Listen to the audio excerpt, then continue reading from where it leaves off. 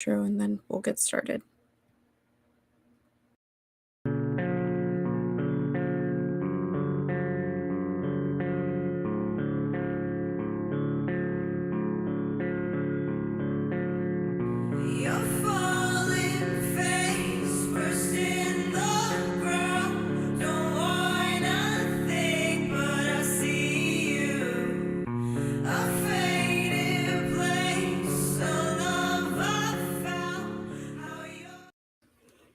Hi, thank you so much for being here.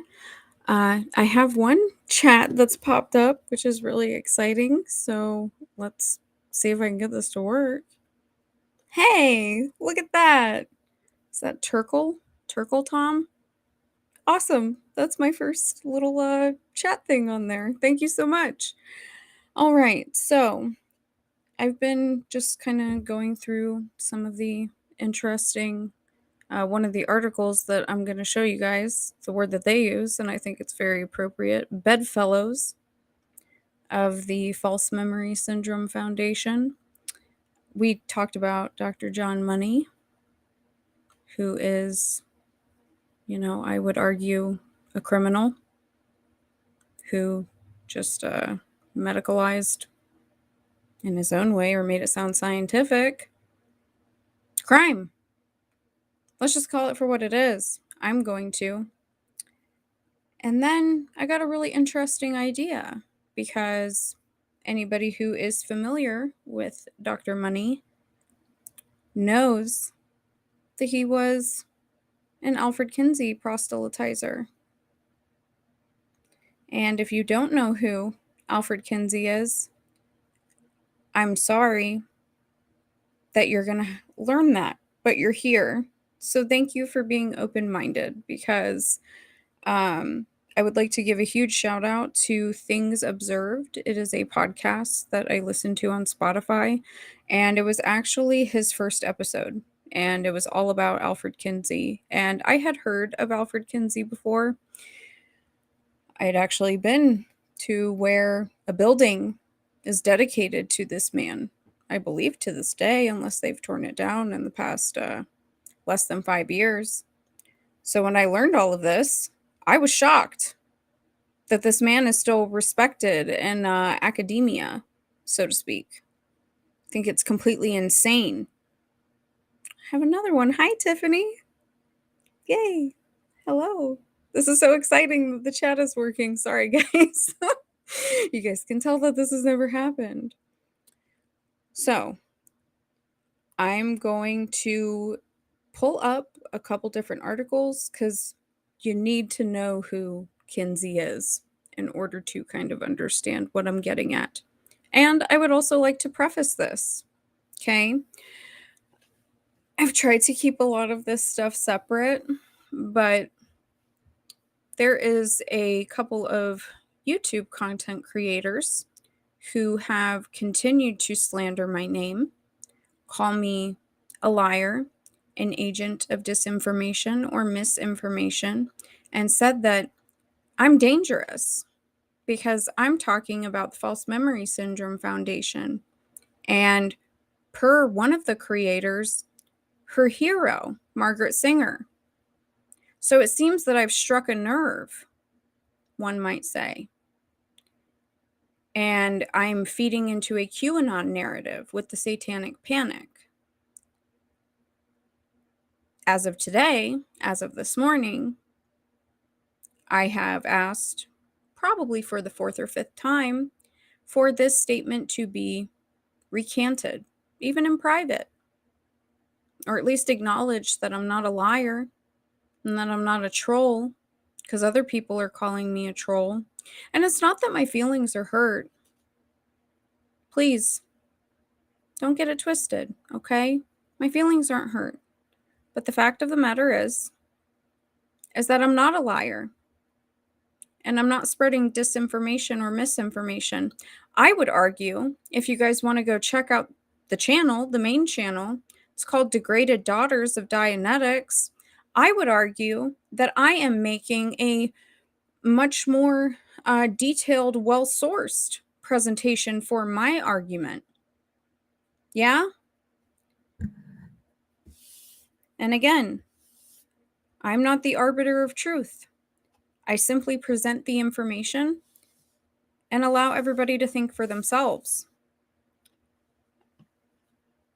As a page who states that they are there to help ex-cult victims, I would think that y'all would be open-minded to that, right? The more voices, the better. We all want to help people, right? Right? Okay. Oh, hi, Virginia. Hi. Thank you for being here. So, Mad Villain, thank you for bringing up this comment. Different Margaret Singer. So it's Singer, Singer. She was on the False Memory Syndrome Foundation board. She was also very active in the anti-cult sort of milieu. She was also an associate of Dr. Louis Joyland and Jolly West. They pioneered brainwashing, torture, Korean POWs during that time, where Jolly was sounding the alarm about mind control and hypnosis, because Jolly's just such a good guy, and he just had to let everybody know, you guys, this is the mind control that they're doing. We got to tell everybody. And apparently, according to Jolly, and according to Margaret Singer, and all of her little proselytizers out here, that's what they were both doing. And eventually, and I'm not going to do it today because it's just going to be too time consuming, but I showed you guys the archive of the False Memory Syndrome Foundation. And you know me, love to read. So I have dug through every single issue of their subscriber newsletter that they put out. And wouldn't you know it, Margaret Singer, I believe, and I could be wrong, but I will show you guys. She's cited in there as a part of the foundation, I think in the first or second issue. And although it's presented that Jolly West was only on the board for a very short period of time, I believe I've found him as a board member for, I want to say, at least 3 or 4 years at a bare minimum. So we're going to talk about that. And I can't wait. I really can't. Oh, hi, Dalish. Thank you so much for being here. You're my favorite. Such a princess. Let's see. Willie Weed. Yes, like the sewing machine singer. Yep. Exact same spelling. Okay. Let me get my train of thought back. I'm not used to having a chat. It's very exciting, but I'm not used to it. So,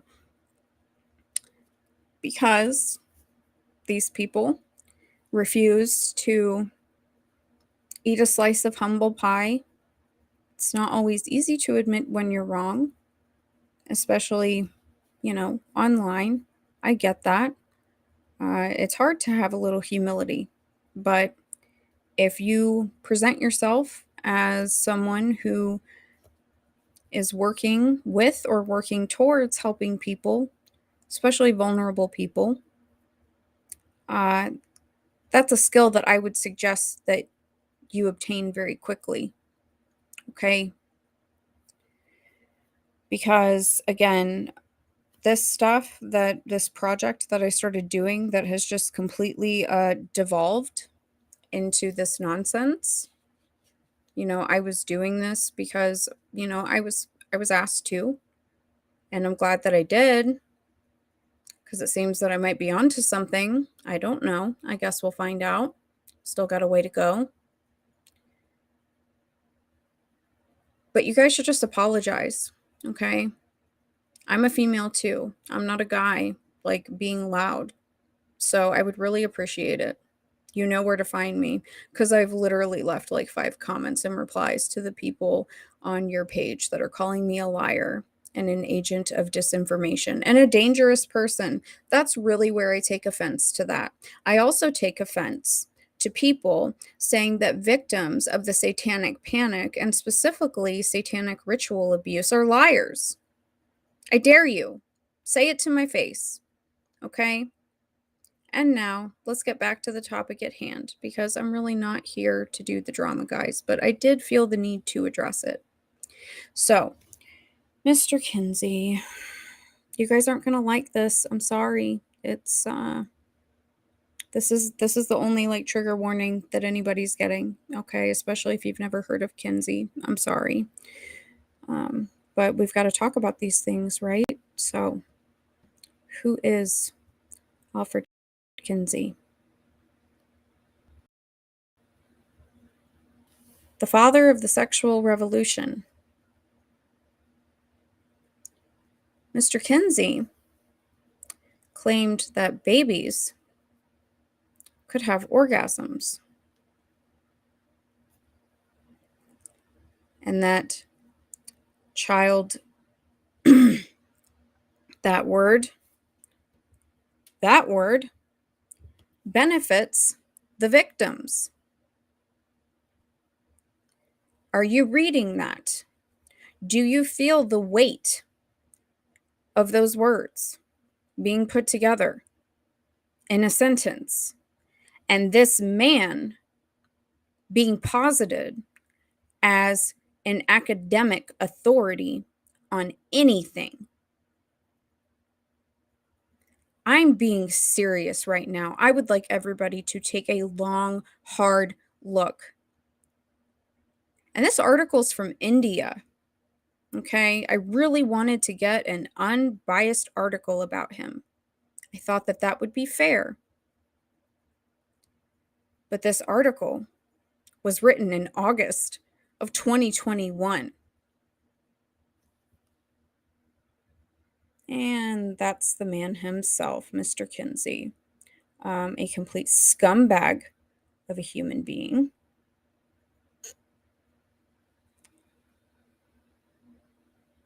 And now, here's what some people may not know. So, from 1938 until his death, Kinsey conducted more than 17,000 face-to-face interviews with a broad set of people, college students, prostitutes, and even prison inmates, to understand their sexual experiences. His most infamous research subject was the 1944 interview of a sexual omnivore who had a history of having sexual encounters with men, women, boys, girls, animals, and family members, which took about 17 hours to be recorded. Does this sound like someone who should be anywhere near children or vulnerable people?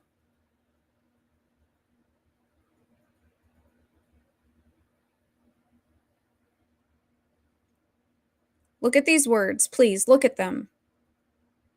They should make you uncomfortable. They should make you sick, because they make me sick. There's still a building in the United States at a very prominent college, a university, I might add, that is dedicated to him. The last I checked, which wasn't that long ago.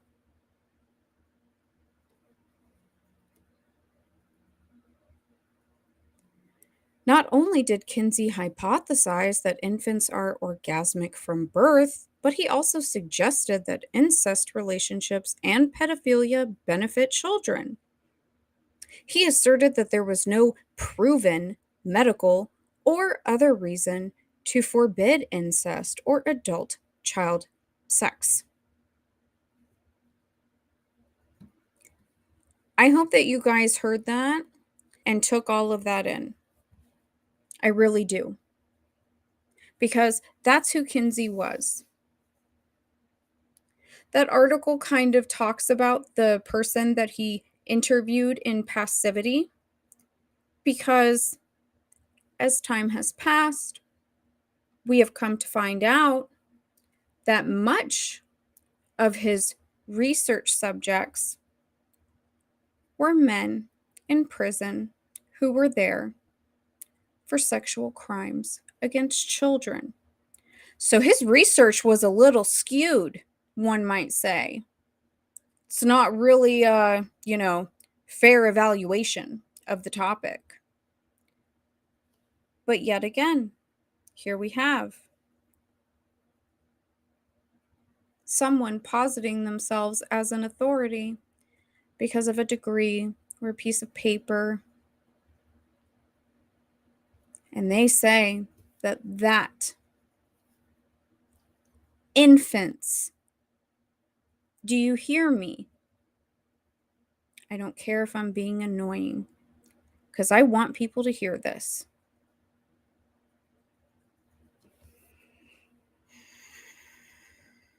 Now, we're going to go over to an old Washington Times article.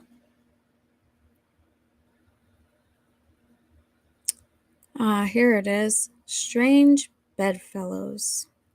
Yeah, I thought so too. We got a couple things to look at in here, but remember, I was talking about Dr. Money.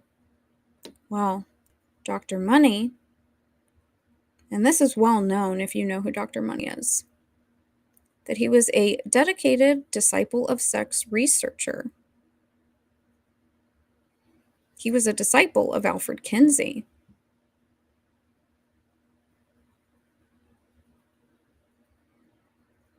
I hope that people understand how completely insane all of this is.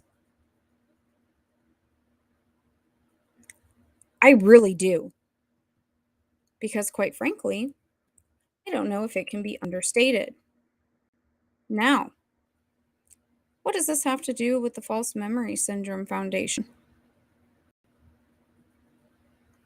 This name right here, Dr. Paul McHugh.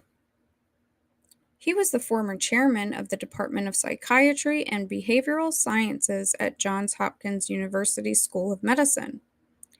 And he was hired by the Catholic Church as the chief behavioral scientist for their new clergy sex crimes review board.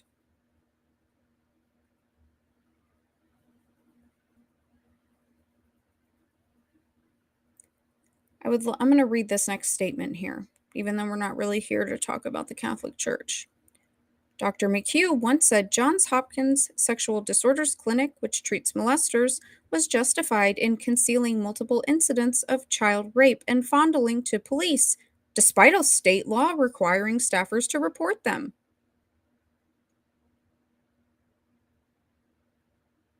Do you hear that?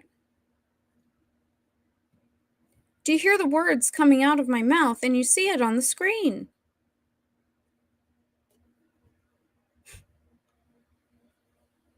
There are laws in place. As a nurse, I am legally required if I suspect that there is any sort of abuse going on, because obviously children are not the only victims. I am mandated, and we have to train on it every single year to know the signs, body language, the silence from the patient. If someone's in the room and, they're speaking for the patient, there are certain things that we have to look for. And, maybe a decade or two ago, those processes have changed some, but not much. We're still humans. We still kind of act the same way, right? But this man, he just thinks that he's completely justified in not reporting that. And it said very specifically, it was children. That's what that said. This isn't me putting words in anybody's mouth.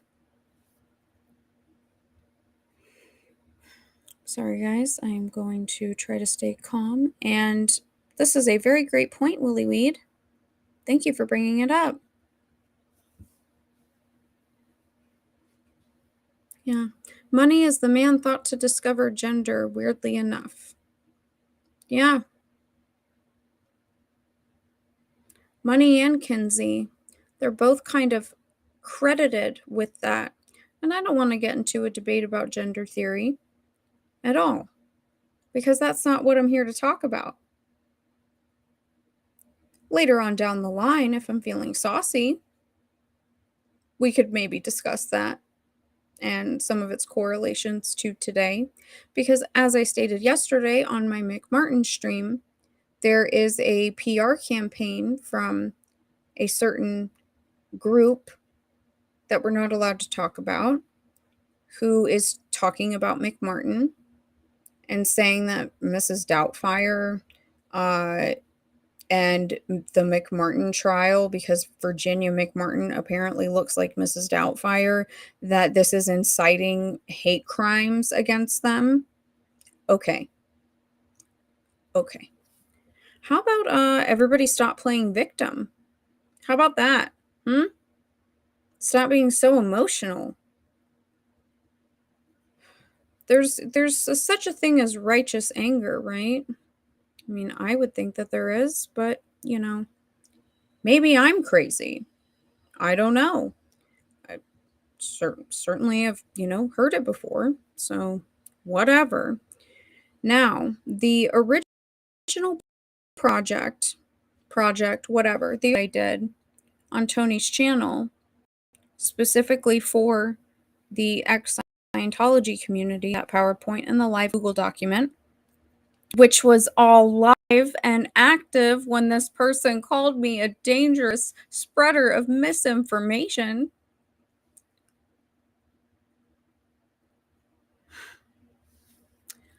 I provided this beautiful archive from, I believe it's Brown University. You guys are going to see in a second. It doesn't matter. I don't need to pull it up. And it completely refutes. And this is academia refuting it. Treasure troves of legal cases where false memory syndrome has been just nope. We're not calling a syndrome. It's not real. We're not using that to cover up crimes against children. Okay? So I'm going to show you guys one of these members over here. His name is Mr. Paul McHugh. There we go.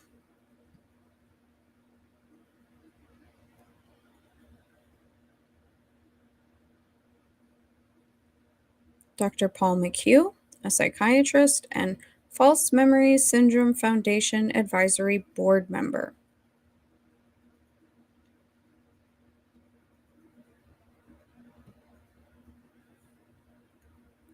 Clicking back over here to remind everybody, Dr. Paul McHugh, former chairman of the Department of Psychiatry and Behavioral Sciences at Johns Hopkins, who the Catholic Church brought on as their chief behavioral scientist for their Clergy Sex Crimes Review Board, right? Okay, so back here. I love this because they cite different articles that are really old. Severe traumas are not blocked out by children, but are remembered all too well. Washington Post, 1993. When Dr. Paul McHugh was asked point blank, can a child forget sustained abuse of a sexual nature, on CNN. May 3rd, 1993. Dr. McHugh replied, no. Apparently, per this article, basing his conclusion on children he had observed at Johns Hopkins with continuous memory. Well, isn't that interesting? So I know that some of you guys are not on my Twitter. That's fine. Not on my Instagram. That's fine.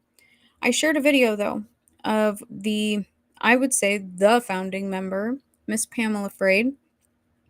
Her husband was the one who was accused by the daughter of abuse for years.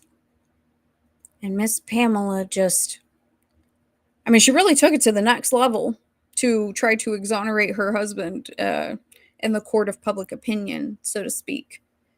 And man, they've just ruined so many lives. They've ruined so many lives. But in that speech at that meeting for the False Memory Syndrome Foundation, where she gets a standing ovation, and she's so overwhelmed. She's so overwhelmed. She says specifically that Johns Hopkins University was the first institution that was willing to recognize false memory syndrome. So isn't that kind of interesting? I think so. It would seem to me, and I'm just, this is conjecture. I want to use something a little more current, even though not necessarily relevant, but for anybody that pays attention to the weird stuff that goes on with like the WHO and the CDC, whatever, Johns Hopkins is where all of those pandemic war games go on.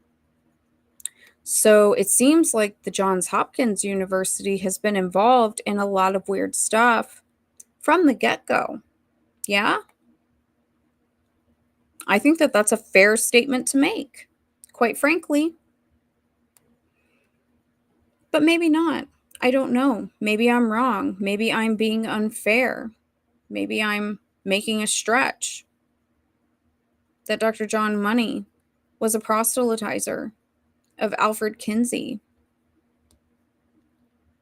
who said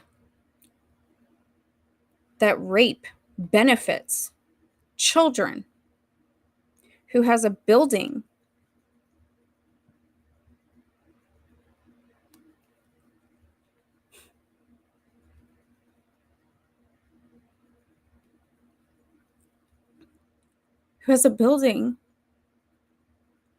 dedicated to him.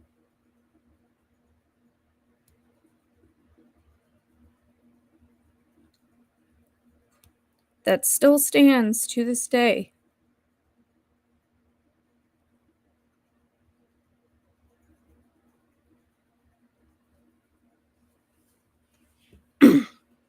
Sorry, guys. But,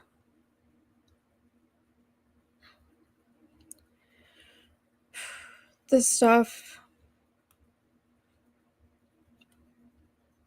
makes me very angry. And I'm one of those people that cries when I'm happy or I'm angry or I'm sad or I'm nervous.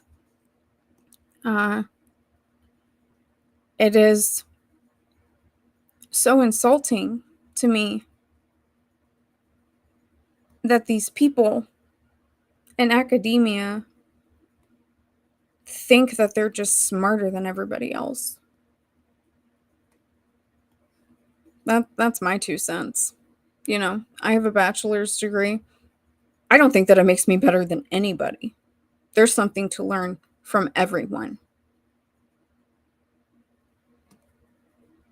But these people are given government funding, put in positions of authority, and this is what the False Memory Syndrome Foundation was all about. This, Dr. John Money, Dr. Alfred Kinsey. And now that I've taken the time to dig through all the little monthly newsletters that they send out, because man, there's some good stuff in there. Whew. I didn't want to bring it up today, but I'll just talk about it and then I'll show you guys next time, because I'm going to. I love to bring receipts. So on Tony's show in my PowerPoint, I showed how Elizabeth Loftus was a professional witness for Ghislaine Maxwell. Elizabeth Loftus from the False Memory Syndrome Foundation was a professional witness for Ghislaine Maxwell. She was also a professional witness for O.J. Simpson. She was also a professional witness for Harvey Weinstein. She was also a professional witness for Ted Bundy. Are you guys getting it now? Are we all getting it now?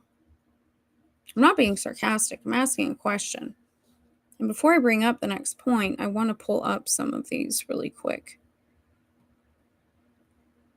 Oh, hi, Bad Aussie. Thank you so much. I'm so glad you're here. If you're still here, because I can't see that part. Let's see. Yes, John Money was a part of NAMBLA, the North American Man-Boy Love Association. That's on my other stream about John Money, where he's right there at the top of the page. And if you look in the bottom left corner, because you can see it on my stream, that NAMBLA website is still copyrighted and active today. That's not an archive. You can literally just Google that. It's right there. So great point, Paris Cashin. Thank you so much. Let's see. This is all making sense and explaining why it took so long for courts to actually punish CSA abusers and predators. First, had to figure out how to quote unquote reliably assess people and children's testimony and if it was true or not. Yes, this is the machine.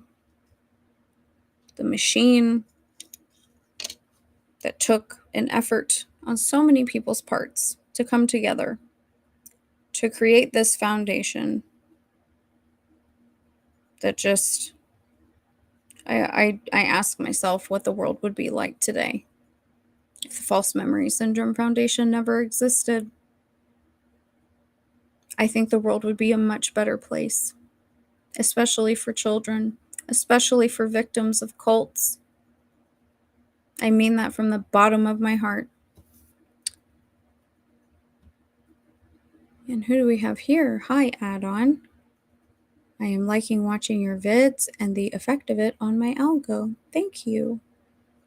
Except for hopefully it doesn't bring up like John Money and Alfred Kinsey in your algorithm. I apologize if that's the case. Eventually, though, I will show you guys because, like I said, Elizabeth Loftus, who's still running the circuit, preaching the great truths of the False Memory Syndrome Foundation. So, being a professional witness for Ghislaine, OJ, Ted Bundy, Harvey Weinstein. Sorry, guys, I gotta repeat myself. We gotta beat this stuff and beat it into our heads, okay? Alan Dershowitz wrote for the monthly circulation of the False Memory Syndrome Foundation. Wow. What a surprise. And if you don't know who Alan Dershowitz is, well, he's directly tied to Jeffrey Epstein and Ghislaine Maxwell. And this was back in the 90s. So I have a lot of thoughts about that. But I don't want to lose the plot today. I just wanted to come on and show, and I think that I've made a very fair argument about how Mr. Alfred Kinsey is the root of the False Memory Syndrome Foundation, as well as Mr. Money, since Mr. Money's 2 cents was solicited for the British leg of the False Memory Syndrome Foundation. I don't care how hard anyone tries, and I don't. Because, I mean, I show you guys where I get all this stuff. And I've got so much more. I could sit here for hours, and everyone would be bored, right? You would be bored. But you cannot separate these criminals from this association and the harm that's done and what this association stood for. It stood for gaslighting children, as I like to say, waging psychological warfare on children. Yeah. And it advocated for child abusers to not get punished. Hear me. I don't care if one of the board members is your hero. I don't care if you've spent your entire life in adoration of them. I really don't. Sometimes our heroes are not good people. And it's very unfortunate when we learn that. But since people want to continue to call me a liar and a dangerous person, and a spreader of misinformation and not recant their statement, I'm not going to mince my words. If your hero or someone that you admire has, I would say, 30 degrees of separation at this point, 1 degree of separation, I don't care. Let's pick the numbers because, again, this is the octopus, right? This goes into everything because I'm going to do a whole series about Margaret Singer specifically. So if you think that this is directed at you, maybe it is. I don't know. But if one of your heroes or someone that you admire or look up to was on this board and you don't want to talk about it because of the things that I'm bringing up, that victims have commented on my most recent live streams on YouTube, thanking me for talking about it because of what they experienced, again, I dare you to call them a liar. Try me. It's not my fault if your hero was, I would say, an advocate for the abuse of children. Not my fault. Deal with it. Life's tough. It's part of growing up, is learning to accept reality, right? And we can't turn back time. Can't change the past. We can only try to learn from our mistakes or learn from other people's mistakes and move forward. But I'm done coddling the whole situation, and I imagine I probably won't be able to stay on YouTube for too long. And that's fine. Oh, look, Tony's here. Hi, Tony. Thank you. Oh, is it going to show up? There we go. Hello. And one more. That means she would have been a witness for hundreds more, probably, that didn't have the money or clout to fight the ridiculousness. Yes, absolutely. Yeah. Imagine all of the poor, lower middle class families that didn't have the money, right? Because I'm going to kind of show you guys how those monthly circulations changed. Because you see, when the money starts coming in, whew, and most of the donors were middle class and wealthy families. Because it was a charity organization. Let's not forget. It was a pedophile charity organization. Seriously. I'm showing you guys. I'm literally showing you guys. I have so much more to show you, but I'm just saying. That's where their money came from, was predominantly middle class and wealthy families. So I can't do anything to change that. Let's look at a couple more. So these parents fought back against the daughter's claims and made up this BS to explain her revelation, got attention from the psych field, and found an opportunity to make it into a bigger movement, or were used by people already in the movement. Oh, right, they started making money. No, so McRamble on, that is a great question. And I'm going to do like a full thing about the parents and the daughter, because that daughter has not recanted her statement.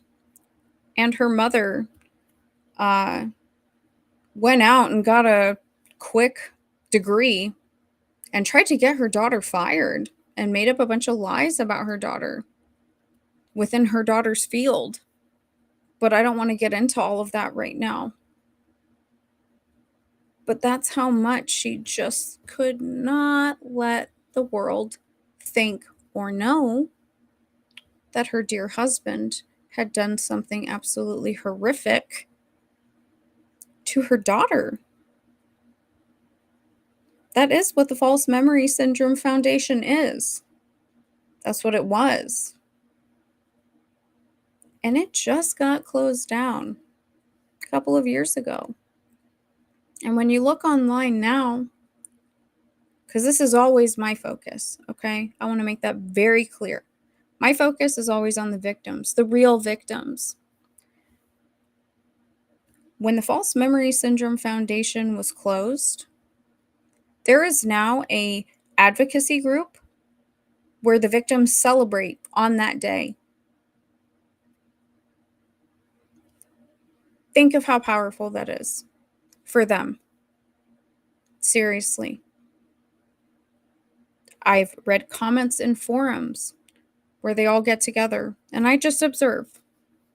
But they all say that they finally feel free, that they are out of this prison of academia and science and psychology.